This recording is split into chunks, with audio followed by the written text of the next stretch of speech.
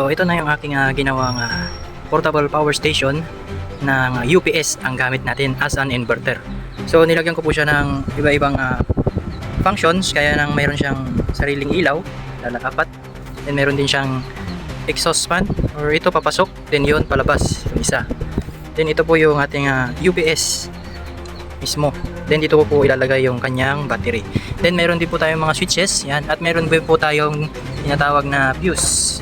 So lahat po ng connection ay dadaan po sa fuse bago po sa mga pyesa gaya ng sa switch at saka sa mga functions gaya ng mga output ng ating power station. So ito po yung kanyang tsura sa labas. So naglagay rin po ako dito ng solar charge controller para kung sakaling wala po tayong kuryente, pwede po natin i-charge yung ating battery through solar panel.